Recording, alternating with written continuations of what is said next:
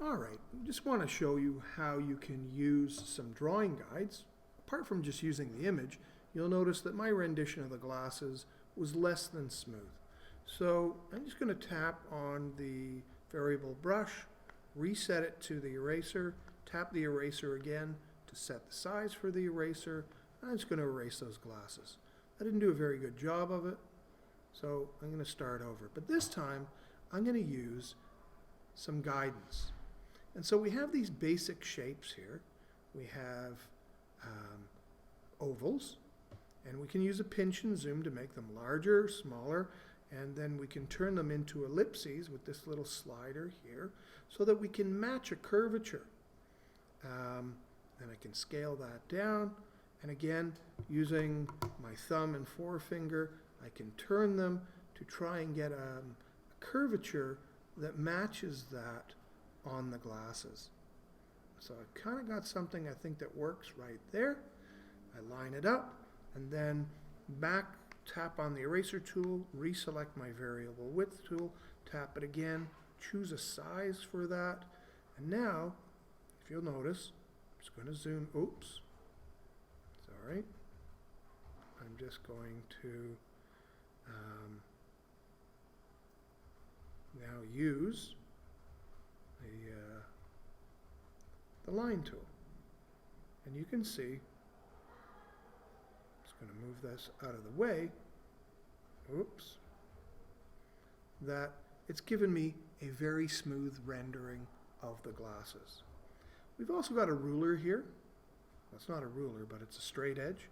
So for very angular surfaces like this area up here, again, I can follow that and I can trace out that line. It does that very nicely. We've also got, and I hit the X to make it disappear. We've also got a set of French curves. And these are like traditional French curves from drafting, and it's amazing the degree and depth of curves that this thing's able to represent.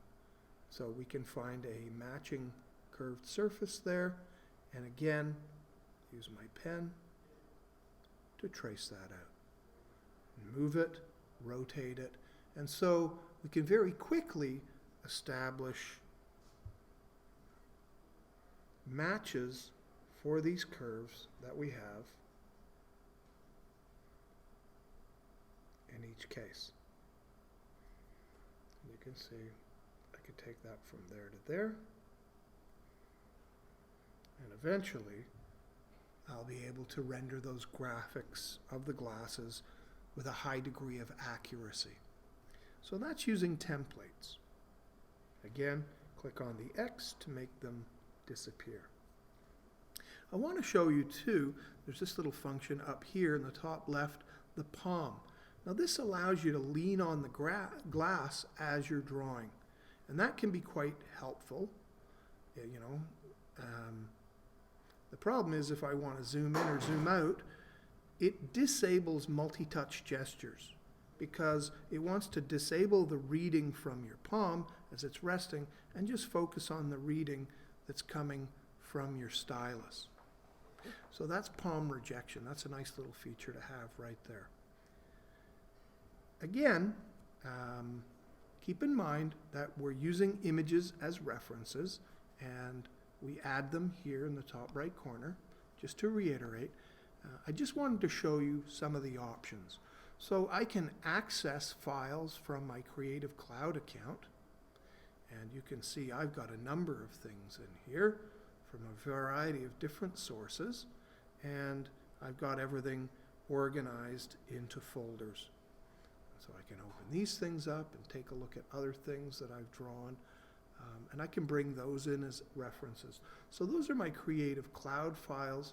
Again, you'll notice that I can purchase files from the marketplace. I can even go into Adobe Stock, and if I needed a picture of, let's say, a fish, I could look in here, search their database, find that picture of the fish, and I can just save a preview.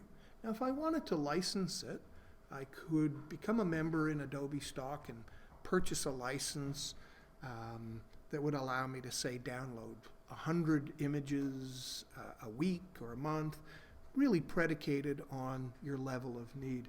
But for the purposes of education, they make the preview images available to you free. And you can save them into whatever library you want. In this case, I'm just going to save it into my base library, and I bring this thing in.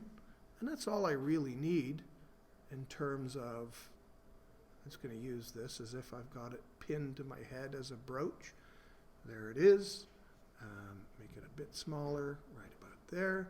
Click Done, and again, tap that layer. I can name it, call it Fish. I can tap it again, drop the opacity a little bit, just so I can see it in relation to my head. I can transform it, so I can rotate it relative to my hat. I like it where it is there. Click Done. Now tap the Add button and add a draw layer.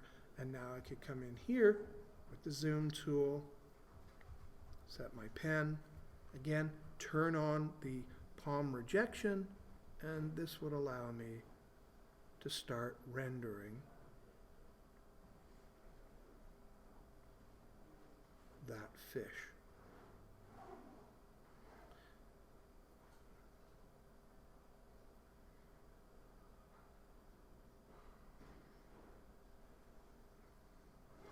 Now, it's far from perfect, but it doesn't really matter because I'm just trying to get the idea of that fish across. And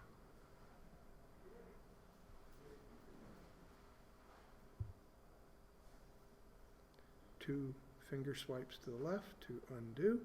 And sometimes your brush can misbehave. You can see that it's creating a little bit of zigzagging going on there. Just make sure you're not pressing the buttons on your stylus. There we go. Again.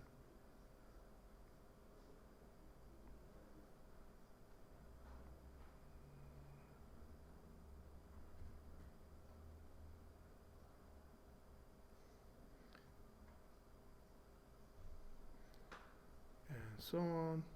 And so on. And you can render that. Now when you're done with a layer, you can tap it, double click it to hide it, tap it again, and you can use other functions here, like duplicating a layer, or in this case, I just want to delete